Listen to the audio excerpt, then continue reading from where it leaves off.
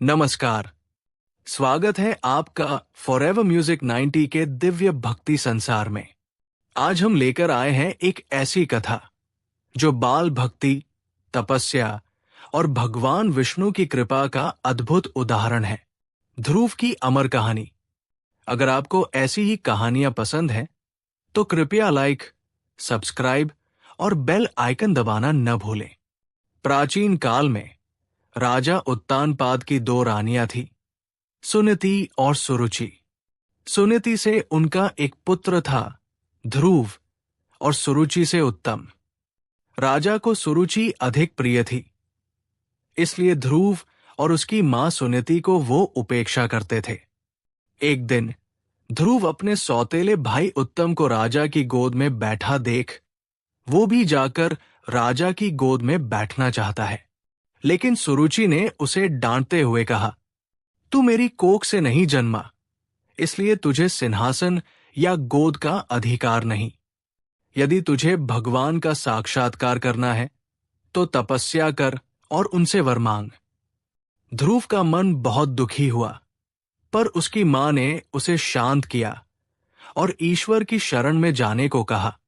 ध्रुव केवल 5 वर्ष की आयु में वन की ओर तपस्या करने निकल पड़ा। रास्ते में उसे मिले देवर्षि नारद, जिन्होंने पहले उसे समझाया कि वो बहुत छोटा है, घर लौट जाए। लेकिन ध्रुव का संकल्प अटूट था। ध्रुव ने कहा, मुझे किसी भी हालत में भगवान विष्णु का दर्शन करना है। नारद जी प्रसन्न हुए और उसे नमो भगवते वासुदेवाय मंत्र की दीक्षा दी। साथ ही बताया कि वो मधुबन, अब मथुरा, जाकर भगवान विष्णु की तपस्या करे। ध्रुव ने वन में जाकर कठोर तपस्या शुरू की। पहले दिन सिर्फ फल खाए, फिर पानी, फिर हवा, और अंत में एक टांग पर खड़े होकर ध्यान लगाने लगे। पूरे ब्रह्मांड में उसकी तपस्या से ऊर्जा फैलने लगी। देवता भी चिंतित हो गए और भगवान विष्णु से प्रार्थना की, हे प्रभु, कृपा करें। भगवान विष्णु ध्रुव की भक्ति से अत्यंत प्रसन्न होकर अपने शंख, चक्र, गदा और पद्म धारण किए हुए दिव्य रूप में प्रकट हुए। ध्रुव ने आंखें खोलते ही प्रभु के दर्शन किए और गदगद हो गए। वो कुछ बोल भी नहीं पा रहे थे।